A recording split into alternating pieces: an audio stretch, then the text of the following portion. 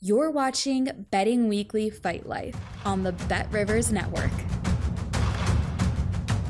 Welcome to Betting Weekly Fight Life. I'm your host, Kyle Andrew, joined once again by resident fight expert, Mr. Paul Hughes. Paul, it feels like this is the one we've been waiting for. One of the last cards of the pay-per-view era of the UFC, and this has got to be the card of the year, right?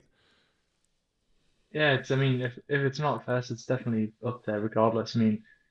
JDM Islam, it's a stacked main event, and then bottom to top, like every single fight matters and every fight has meaning to it. So it's a great fight. Every fight should be a banger. So yeah, it can't disappoint. It can't disappoint. That's sort of where I'm at. We've said recently about Apex cards, and this might be a stinker. They've been pretty good, actually. We've seen some pretty good fights on those cards. This one, I hope it lives up to the hype. I don't see how it couldn't, but as you mentioned when you just were speaking, all these fights have importance to them. There's meaning to them. There's a storyline and a narrative that has so much implication across the entire landscape of the UFC and all these fights. So I'm of the mindset that we need to just hop right into and start with this absolutely fantastic and beyond interesting main event, because Jack Della Maddalena is putting his belt up for the first time against Islam Makhachev, coming up to 170 to try and win his second belt, and he's arguably the number one fighter pound for pound in the world. He's one or two with Topuria for certain. What do you make of this one? What do you make of this one? It's so close. Not so close. It's like I'm gonna say this division at the top is so stacked. Like it is like Morales, Brady, both there. We'll get to them later. Then you've got these two. Then you've got Shavkat if he returns. It's just so It's many. They're crazy. all so elite, and I tend to just think Islam's the elite of the elite. And I think him being this big a favorite on the money line side is kind of okay. I feel like he could be a bit short. I wouldn't be Yeah. surprised to see Jack creep in like plus 180-ish, but. Yeah, it's going to be a very different look for Islam. You mean he's like a kind of a bigger, better Poirier, Jack Della is, Yes. which, Islam in his last fight, if he fights as he did then, it's going to be close. Like it's going to be razor close. But I tend to think that it's quite justified in a lot of the prop lines, which we'll get to soon. Yeah, I would probably think this would be more like what you said, plus 180, minus 230, but I'm not upset at this either because of who Makhachev is. Like, he is so, it's not as if JDM doesn't have a path to victory here, but the likelihood of that just seems so narrow. I mean, he presents interesting work on the feet. He's very difficult to take down because of the way he moves around and the side to side and forward and back movement. But we're talking about him being very difficult around to the layman, to the guy who's got good takedowns, not the guy who has phenomenal takedowns and phenomenal groundwork. I can see a world in which JDM could win this fight, but I'm just not so certain that he will. Yeah, I think a lot of the lead up to this fight has been people saying the striking's going to be a lot closer than people expect. Like some people are saying it's a strikerless grappler. JDM's going to win the minutes on the feet, and then Islam's going to get the grappling going. But then people say, no, Islam can also mix it up on the feet. I Yes. kind of disagree. Like I can kind of disagree with that. Like not to like a full extent. I think it is going to be kind of closer on the feet than expected. But I also think Jack is probably like the second best boxer in the UFC, Yeah. arguably the way he mixes up to the body as well. I feel like Islam, the way to hurt him is probably to the body. And if Jack can get that going and getting gassed, kind of like if he looks like he did against Poirier, where at the end he looked kind of tired. If Jack can get him gassed early, I think that's just kind of way to win. Like body shots and like again, he's a boxer. He's going to go picking him at range. I think Islam can get body kicks going for Mm-hmm. him, and I think he can mix up the high kicks and kind of do what he does, like berserker in and try and get to the legs after mixing it up. But where I think the fight's going to be won and lost in this one is in the clinch. I think Jack's very strong in the clinch, but I think Islam might be the best in the clinch in the sport. Like his trips and like how quickly he can take you back in an Mm-hmm. instant is just absurd. And how he moves to your legs from it and how he works his positions, I think it's crazy. But again, Islam's moving up. Jack's bigger and stronger than the people he's been fighting. So is he going to be as dominant as he has been?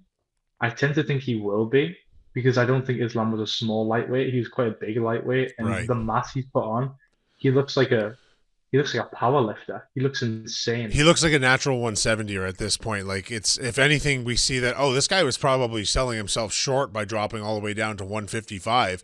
And, people are like, oh, you gain weight and you lose some gas tank. What if he was losing gas tank from losing weight? Like, who's not to say that this is not his more natural position? And certainly, if anyone in the sport goes up in weight, it's this guy. We give him the benefit of the doubt, right? Like, you have to say that, okay, well, until I see this guy lose at any weight, what are we talking about here? Like, you mentioned a lot of great points about the work JDM can and probably will do. But, man, if this goes to the ground, I think Makhachev would be wise to try and get on his back, get side control, get that, not lay chest to chest.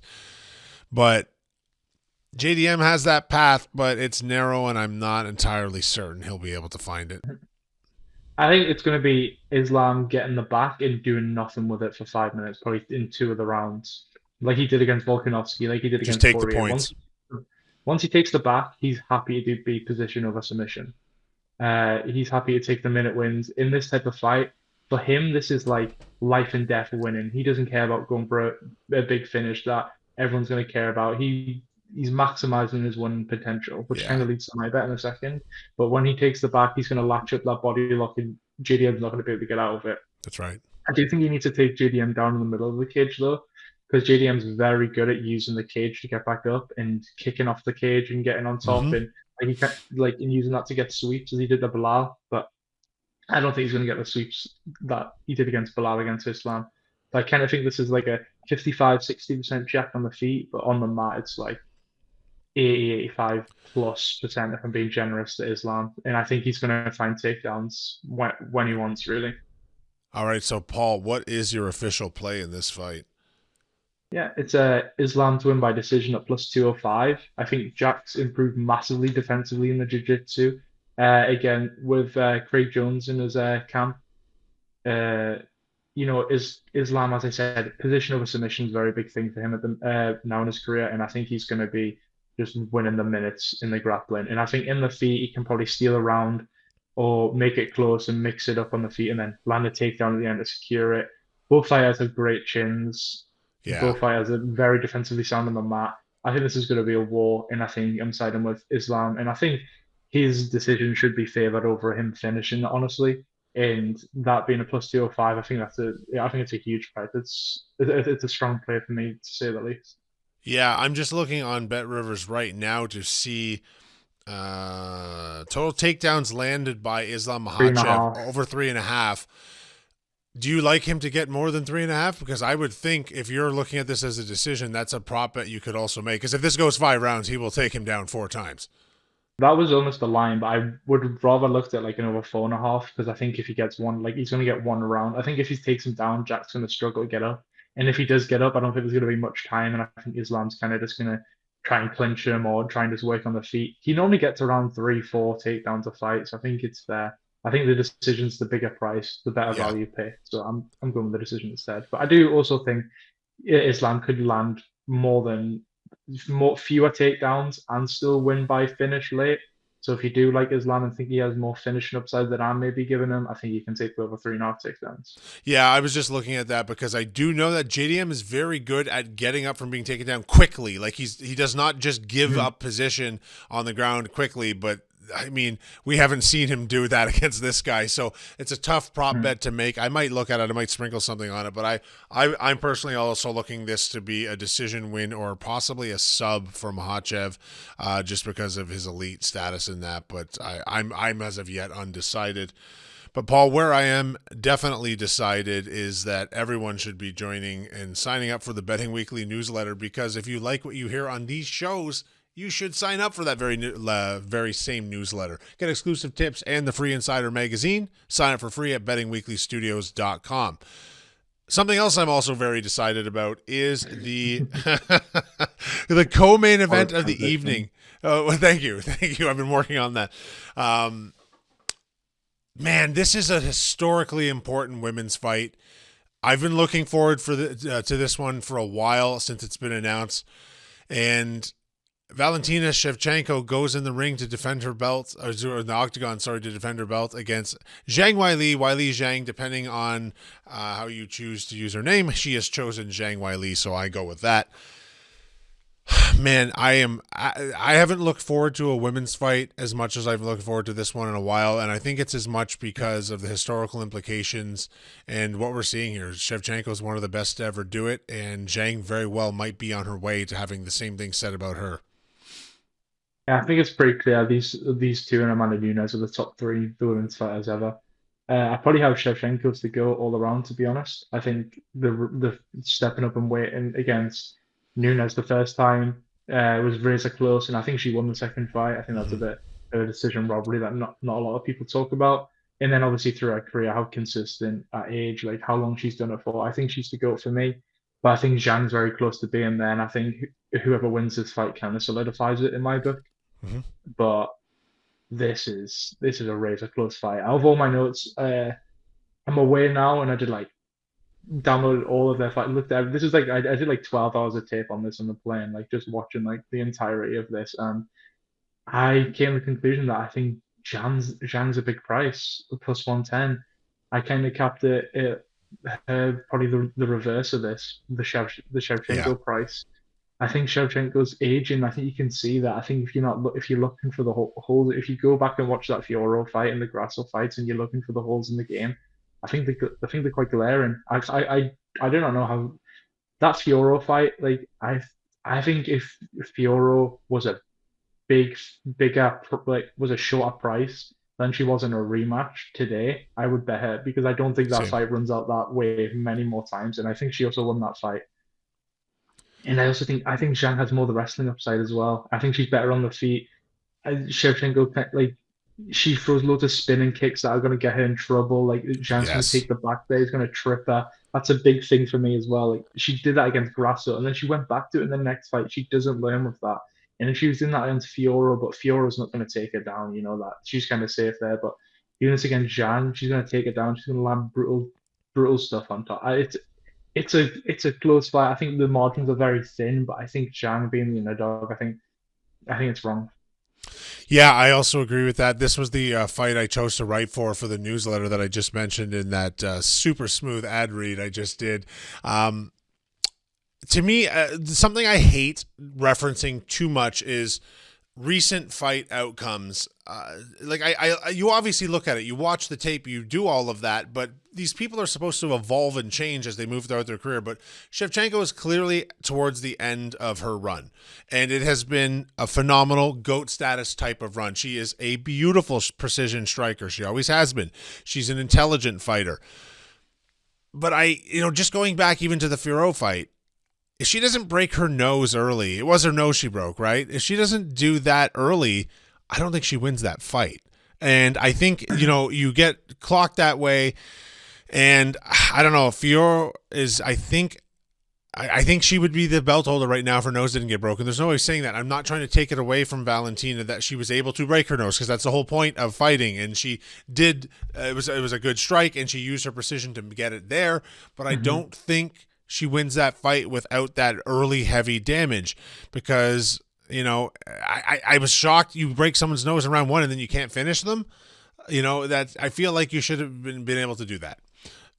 Now on the other side of this, Weili's coming in on a 5-fight win streak, and these are against like heavy hitting women, and I don't think people truly understand. Like, there's always been women who are fast and quick strikers. There's been women who are powerful strikers. I've never seen anyone with this combination of the two. The way she turns her hips for her strikes, like the level of power and speed she generates at the same time, it's something to be reckoned with. And I'll be honest with you, I'm on her at plus 110, and I'm also going to be on her for a finish. I'm going in 3 units at plus 110 and a unit on the finish. I am that confident she's going to win this Saturday night, and I don't mean to say that to have any disrespect towards Shevchenko. I just think we're seeing two ships passing in the night in different directions right now. Yeah, I agree with your optimism. I think saying the I wasn't when I was talking about the rerun of that fight. I think I wasn't really talking more about the nose break. I'm on about more just the margins to run out with the low striking. I think Mm-hmm.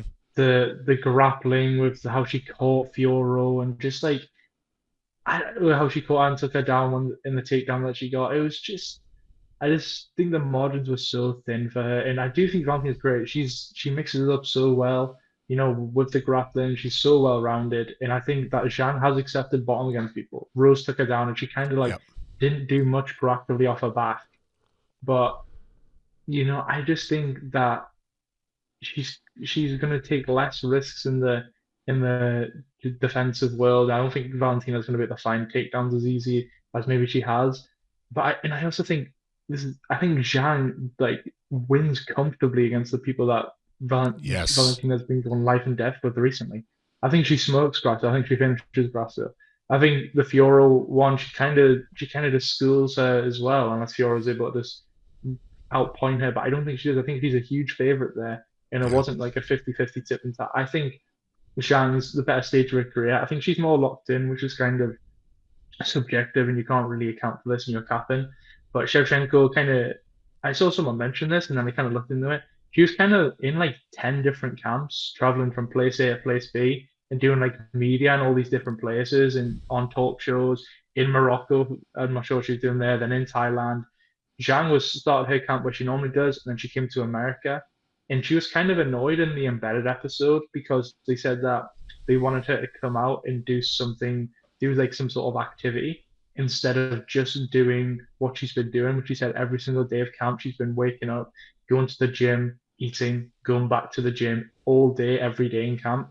And maybe you can say that can get her kind of like worn out, Hmm. but she's just so driven. I don't think she's that type of person, but the commitment that she's had to the game, I think it's just been a bit more than I've seen from Valentina. Obviously, we're in a world of social media now. You have to kind of look into these things and look Sure. what they've been doing on their socials and stuff, but you can't really account for this. And I don't put much stock into this as like you're saying, yeah, but this is something you have to account for. And if you're not looking at this stuff, then you're kind of missing out the trick. So you have to kind of account for that. Focus is huge, and where you put your attention is huge. And you see someone at this stage of their career, after having the belt a couple of times and being a champion for so many days of her career, this is kind of inevitable, right? That you become more popular and you're trying to get the money for the sponsorship deals and all you can. But this feels like Zhang's time, where her focus is completely locked in on this fight. The momentum and the confidence she carries into this fight, I believe, will rule the day. Paul, can we get your official pick on this one? Yeah, it's just Zhang Weili to win, as we said, plus 110. I Yeah. agree with everything you said. I think in the grappling, I think she has that upside. I think she's about, again, I think the prices are flipped. I think she's a small favorite in the striking. I think she's a small Hmm. favorite in the grappling. Hmm. And I think the size advantage isn't going to be that thing. Shevchenko was like an inch taller. She's got an inch more reach. It's razor close. I don't think you can really account for that. Right. And maybe you give her like an extra like small percentage for that. But Zhang's already fought people who've been in this division. Tatiana Suarez was fighting in this division. She's a predominant wrestler. Zhang schooled her badly Hmm. out there last time. So I don't think the size is going to be a difference. The weight, I think Zhang's going to come out there and get the win, and she's going to be a double champ. I could not agree with you more, and it'll be interesting to see where that division goes next, because that's her first fight in the division. And who do you fight after that? Like these two Natalia women, Silva. yeah, it would have to be Silva, right? And but that's very speculative. It's very uncomfortable to speak about Shevchenko Yeah. already having lost the belt, because she certainly deserves our respect. She's one of the best to ever do it, if not the best to ever do it on the women's side. Let's keep moving through the card, Paul, because, oh my God, this is such a good card. This is such a good card, and this fight is one of the best conundrums on all of it. Sean Brady versus Michael Morales. What do you make of this one? Another razor close line. I know I've been kind of. I think you can imagine over the last few weeks, you said that some people are like crazy good athletes. Yeah, Michael Morales might be the best athlete the UFC's ever seen in terms of maybe. just being an absolute athletic freak. Like it's insane. Like this guy is absolutely huge for the division. I do not know how he makes weight at all. Like seriously, he looks like a big middleweight in Yeah, there. he And does. Brady's not small. He makes Brady look small, and Brady's absolutely huge for what. Like he's He's huge as well. jacked. He is so Yeah, muscular. His his back back is is insane. ridiculous. Yeah, his back is literally insane. But yeah, Morales is huge, and I think this is kind of what we're seeing in kind of Islam JDM. I think it's kind of Morales is the striker, and I Hmm. think he's going to want to keep this standing, and I think Brady's going to be pushing relentlessly for these takedowns. Right. Uh, I, I was having trouble seeing where this is going to go. To be honest, I had trouble picking who's going to win. I don't know if you have any anything stern than I do, but I was kind of torn. I'm completely torn right now, and so I'll. Here's the problem. It's a contrast of styles, and now normally I would I want to take Brady and I want to be confident in that pick, but Morales is just Morales is everything you just said. He's an athletic freak. There's still the unknown because we haven't seen him move this far up the rankings. We don't. Brady's got a ton of momentum right now. He's so strong. He's so strong. But if the fight doesn't get to where he needs it to get, Morales is he's got so much reach and length, and it's not just that. He knows how to use those two things. He is unusually well developed for his age, and as you said, he's an athletic freak. I'm looking right now at I like the total takedowns landed by Brady over 2.5. Because I think that's he's going to be pushing hard for that. And if he doesn't get clipped before that, I can see him getting 1 per round. I have absolutely no idea what's going to happen in this fight, though, Paul. I really, truly do not. And I'm having a lot of trouble putting a bet on the board. But that is not to state that I'm not. I'm as excited for this fight as I'm excited for all the fights on this card. But this one has almost the most unknown to me. I really, truly have no idea how this is going down. Yeah, this fight is special. I think more for the Morales side because if he wins this emphatically, he could just be one of the best we've seen. Honestly, he could be that good, and we don't know it yet. We see short glimpses, but I kind of agree with your takedown thing because I think Morales has good get-ups as well, and I think he's just so strong he can just power his way up. He hits like a truck. And in the clinch, Brady had struggled against a couple people, against Beneil and against Burns. And Morales in the clinch made Gilbert Burns look tiny and weak. Which is crazy. He's a jiu-jitsu world champion, Gilbert Burns, and he got his arms around him.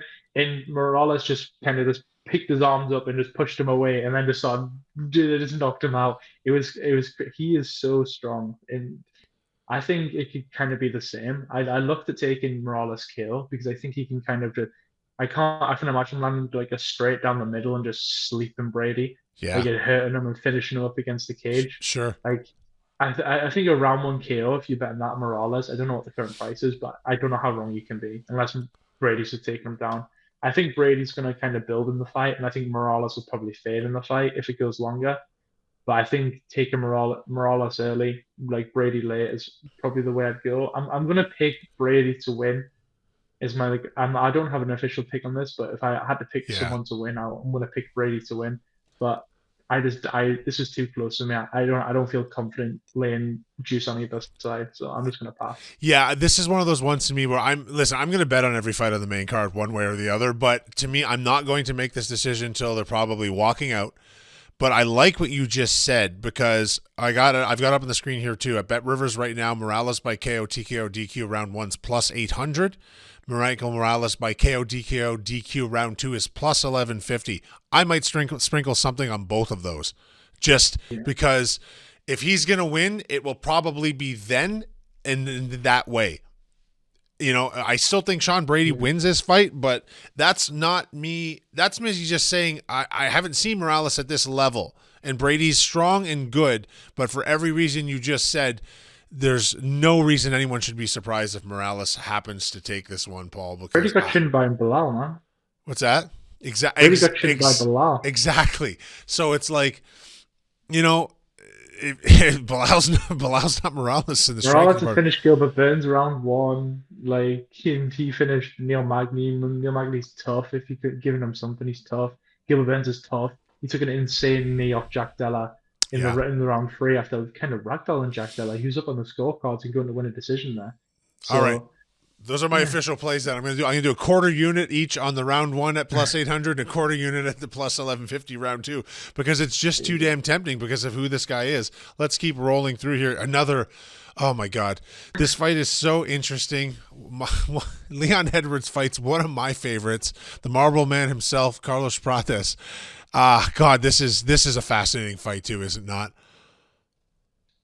Yeah, and also no. Like, I think this is going to be a pretty boring fight, You honestly. think so? Yeah. I had official pick on this fight until about 4 hours ago when I woke up, and I watched a little tiny bit more, and I kind of took it off the board. But so I'm still going to put it down as a strong lean. But I, I had two ways to go with this, and both of them are kind of against Prates winning by Yeah. KO. Yep. Leon has the grappling upside, and I think he's good enough to make it a slow kickboxing fight. And I Hmm. think he's an elite kickboxer. He'd go and tit for tat with Prates, and I don't mind it. Edwards has got great footwork. He's a good mover, and all over where he goes, if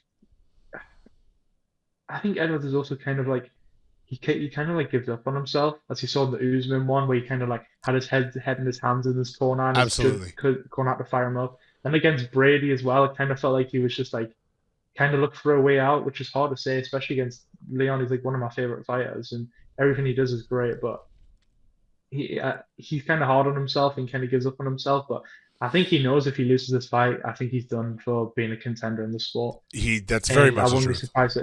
I wouldn't be surprised to see him come in more focused and locked in than ever. But at the same time, he's also achieved everything he wanted to do, so he might not. So I kind of struggle there. But I do think this is going to be quite low output. I do think Leon has the grappling upside, but I don't know if he's going to go to it. He mixed it in against Usman and won rounds against Usman, and Usman wasn't able to get up off his back. And if Usman can't get up off his back, I don't think Prates will be able to. So I kind of think Edwards at plus 155 is a big price. But I also think I've seen Leon Edwards hit against Nate Diaz. I've seen him hit against Barberena. And Prates has got a huge power compared to those two. Huge. So I also can't say that Prates won't sleep him out cold. It was I'm kind of all over, which is kind of why I took my official pick off the board here because I just didn't feel as confident as I have recently of just laying juice on this fight. Just I did like fight goes to the decision, as I said, because I thought I think it's going to be low output, and then I think Leon, if anyone's going to be landing grappling, it's going to be him. And I think if he gets takedowns, I don't think Prates is going to get back up. I think Leon's going to be very keeping him down and not letting him move. So fight goes the distance. I think it was minus 110. I think that's a pretty decent look, but Yeah. I'm not strong enough on it to take it as an official player when Prates hits like a truck. So yeah. Yeah, I'm going to put your official play up here because it's a pass. You know what? I kind of landed in the same play. I'm surprised Prates is minus 200. I'm fine with him being the favorite because of that power, because of the momentum of Edwards going in the other direction. But Leon Edwards is a very good fighter. And everything you just said was so right, Paul. I do think he kind of quits on himself a little bit. And some part of me goes, man, a lot of what we feel about him was based off one head kick. But that's not fair to him because he's an elite fighter, or at least he was. And this is the fight that's going to determine whether he is still in these conversations or whether he is just a top 10 guy that gets good paydays until he's decided he's had enough. Prates will have all the motivation in the world to get this one done. But I don't know if he can't get to Edwards' chin, he's going to be in trouble. And I got to admit, Prates in his absolute, I love everything about the guy. I think he's smoking darts 4 minutes before he goes out. He can't wait for the medical people to finish with him afterwards so he can light up cigarettes. I'm not telling people at home to smoke, but that shit's hilarious to me. He's so old school. But I don't know. I got nothing official in this one either, and I don't know that I even will. And as you say, I'm more inclined to. I don't think this will be quite as dull as you say it will be, but I'm well aware of the fact that it could be. So it could definitely go that way. So I don't know. I'm good. I'm cheering for Prates. I'd like to see him hang around at the top levels of this division a little bit longer. Gun to head, I'm picking Prates too, though. What's that? Gun to head, I'm picking Prates. Yeah. But I think there's value on the Leon side. Interesting. Okay. Well, let's get into the last fight of the main card, and then I know you have an additional pick too. We're taping this a little bit later than we normally do, and we know now that Beneil Dariush actually did miss weight this morning, going up against Benoît Saint Denis. What do you see with this one? I don't know how much these when we did these lines, if they've changed at all since the weight miss. I'll check now just to make sure. But Paul, give us your thoughts on this fight while I do that. Yeah, so BSD, Dariush, I already had BSD win by finishes in official play, and now I just feel stronger on that with the weight Yeah. miss. Beneil missed by a pound, and now he's not cutting any further after missing by a pound. which I Yes. think only speaks to something. Something must be wrong if he's not going to attempt it, especially for someone as vetty as Dariush. Like, I don't know if he's injured or anything, but like we're not going to hypothesize about that. I just don't think he's in the right capacity to cut weight, which again is not a good thing for him. No. Benoît Saint Denis, he's elite. As I said in the last one when I picked Ruffy, which I kind of feel like stupid about now, but I literally said in the breakdown that I thought BSD was going to be a future champion contender or future champion, and then he kind of now looking back, the loss against Poirier, he was beating him up bad, and then gassed because he had staph infection. Yep. The fight against Moicano, he lost the first round. Moicano kind of battered him. And then in round two, BSD walked him down and won the round when he had half his face torn off. And then the fight had to stop the fight because doctor stoppage because BSD looked like he was half dead. But he was gonna win that fight. I still think that. And then the Prepelec fights aged amazingly because he kind of destroyed Prepelec compared to, and then Prepelec looked very good against Dilba. Looked like a huge favorite in hindsight. And then he destroyed Ruffy. In Dariush, he gets hurt by everyone. He got dropped by Moicano on the feet. No one gets dropped by Moicano on the feet. Like Dariush has always had chin problems in his career, and I kind of think this is going to happen again. I think BSD is going to catch him on the feet. He's still going to be in the pocket later than he should be. Dariush is going to back up, and he's going to land something, and he's going to sleep Dariush. I love Dariush as well. I mean, you think he's that lovely grey hair he's got on his head. He's so underrated. He's cashed so many tickets for me in the past, being underrated. But I think his time's come and gone. And I think BSD is going to sleep him. Paul, I have to be honest with you. I have absolutely nothing to add to what you just said because you said my thoughts exactly. I've already placed money on BSD by finish. That was before the weight miss. I don't know. That just makes the case stronger as far as I'm concerned that he will finish this fight. And I think BSD, I think these are, once again, two people just kind of going in different directions in their career right now. And Benoît Saint Denis, after the loss with the staph infection, we were all worried, but he seems to be back on that trajectory now. And he's going to come in crazy motivated. And I love the motivation of fighters opening a big card. He's going to walk out there in Madison Square Garden, and he's going to take Beneil Dariush's head off. I'm quite certain of it. Do you have an official play? I think his losses go a big way for him because he was very inexperienced on the come up. I would say he was serving him the French, like he was like a French killer. Yes. Like in the military, and like, you know what I mean? He started MMA relatively late. Yes. Kind of built with those losses, and I think they've kind of molded them into the fight it is today. And I think we saw that against Ruffy. I think he's going to come out of the Empire on a statement. I think that those losses are going to serve him really well. And my official pick is BSD to win by finish. Plus 110. Well. Like I said, I have absolutely nothing to counter that. We both completely agree on the what's and hows of what's going to happen in this fight here. And I think it's for good reason. And I think this is this is such a good card. I don't know how to put together the structure of how much I'm looking forward to Saturday night this week. It's just, and for you finally get to watch it in a real time zone. It's going to be an early fight for you because you're out in California right now, are you not? Mm-hmm. Okay, so we actually do have one more pick to put up here, Paul, and I'm just going to put it up on the board after you talk about it briefly. Go ahead. You have an undercard pick you would like to mention. Yeah, we're 4-4 on the undercard picks officially, the official pick, so I'm hoping to get another one here. We know we've talked about how amazing this card is. I think if any fight's going to be a bit boring, it's this one. I think Pat Sabatini versus Chepe Mariscal. This is a rematch in which Mariscal won a split decision, and now Sabatini's still a favorite. And you got to ask why that is. And then you look at the tape and you see that Sabatini is an elite wrestler. He takes him down. He can take Mariscal down at will, which he did in the first fight. But back in Sabatini's early career, he was very submission over position, as I was talking about with Islam earlier. And he kind of gave up position to try and attack and get a finish and be a highlight. If you look at Sabatini's recent fights, he does not do that at all now. He's very position oriented. If he can get you down and just lie on top of you and hold you there, he can do that. He has the ability to do that, and he will just do that. A finish isn't going to do much for him when he's trying to climb up the rankings and get wins under his belt. And I think, especially with this being a rematch, and he knows that him going for submissions costed him that first fight, I think he's going to do exactly what he needs to do. And as I said, the takedowns there were easy for him. He's minus 130 in the rerun, and I think he's probably going to win a pretty control time heavy 30-27 if I was picking, and I think minus 130 is going to look very generous. So Pat Sabatini to money line minus 130, I think it's a great price. Fantastic, Paul. That's good. We got that up on the board now, too. Before we get going, before we start prepping ourselves mentally for this card tomorrow night, do you want to quickly run through your picks for this card? Yeah, so it's Islam Makhachev via decision plus 205, Weili Zhang money line plus 110, BSD to win by finish against Beneil Dariush at plus 110, and Pat Sabatini ML at minus 130. It's 4 official picks. Fantastic, Paul. And again, folks, reminder, sign up for that Betting Weekly newsletter. You get a lot of advice on your props, your bets, right across the board, all the sports that you can possibly think of. This has been Betting Weekly Fight Life. My name is Kyle Andrew, and joined once again by Paul Hughes, a traveling Paul Hughes. Thanks for making the effort to do this show this week. We'll see you next week, Paul. Thanks for watching Betting Weekly Fight Life on the Bet Rivers Network.